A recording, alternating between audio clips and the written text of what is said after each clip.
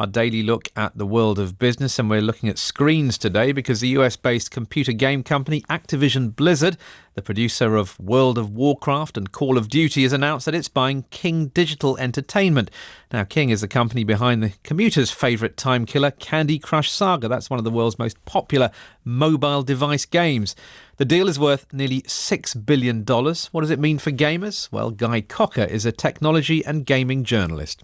Well, Activision is one of, if not the biggest traditional games publisher. So if you think of games consoles like the PlayStation 4, Xbox One, Activision puts out games like Call of Duty, Destiny, Skylanders. These are all franchises that it looks at as billion-dollar-plus properties.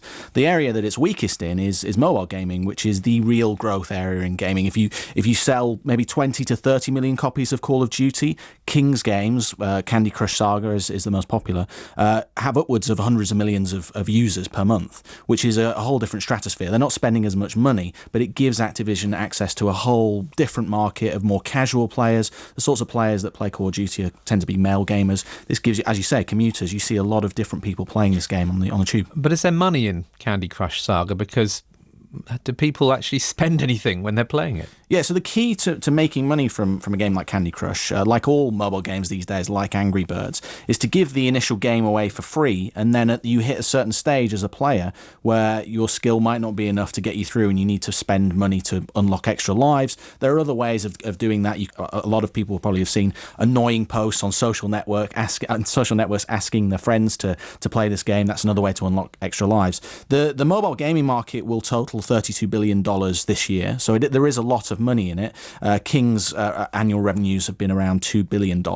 So there is a lot of money in it, but it's really just monetizing a tiny fraction of that overall market. So around 5% of players usually who spend all of the money unlocking extra lives, and that's how mobile game makers make their money. So no change in approach with this merger? No.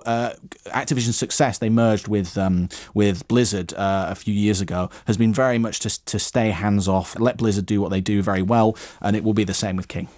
What about the traditional console games then? Are their days numbers, or is there still room for them in the market as well? Not really. I mean, last week, I think it was, PlayStation was accounted for a big chunk of Sony's profits. Sony is a company otherwise having trouble making money from things like TVs and mobile phones. Their games division is actually doing very well, and the PlayStation 4 has surpassed all of their expectations. The problem with it is that the traditional games consoles, you have to spend about £300 on them at the moment, and there's quite a high barrier to entry. There's complex controls, which a lot of people aren't really ready to learn, whereas mobile games, everyone has a mobile phone, everyone has a tablet, most people have touchscreen devices these days, so that's a much larger potential market.